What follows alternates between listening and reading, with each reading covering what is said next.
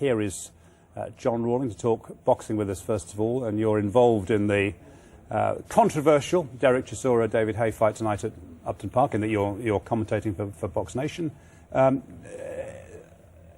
to know what to think about it, but the proof of the pudding, I guess, is that 30,000 tickets have been sold and more might go on the day. Well, I think that's the bottom line. You know, if you move on from the politics surrounding it, the fact is that it's happening. It's arguably Britain's best heavyweight boxing, all British heavyweight boxing bout for a long, long time. There is huge public interest in it. And so far as the styles are concerned, what we're going to see, I think we're going to see a very, very good fight. If you'd offered this fight to David Haye, 9 months ago, he'd have said no, thanks very much, wouldn't he? I guess, and it's all about moving on from the Munich brawl. Yeah, it's been made by that. You know, let's not pussyfoot around with it. Yeah. That's why everybody's talking about it. Yeah. He wouldn't have even thought about Derek Chisora, I don't think.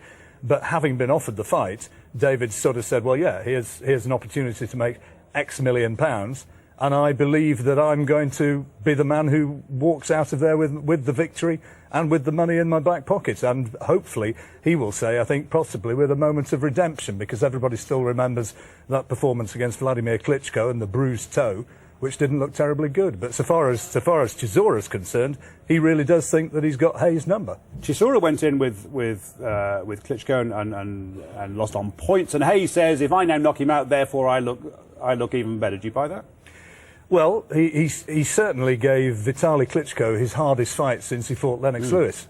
There's no doubt about that. And if you rerun it and watch the closing stages, particularly the 12th round, which Chisora won, and won by a distance, you know, you look at it and you say that's the performance of a genuine heavyweight. I think if Haye does win spectacularly, then yeah, he will have made a statement.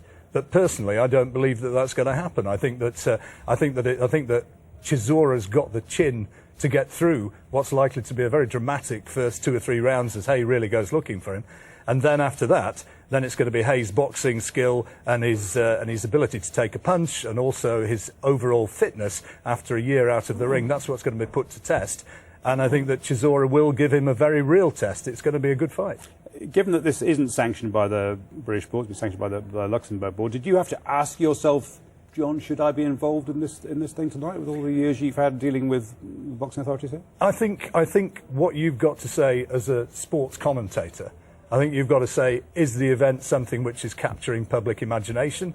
Is it standing up as a genuine sporting contest? And despite what you might have read in 1 or 2 papers, notably the Daily Mail, I think that it does stand up as a sporting contest.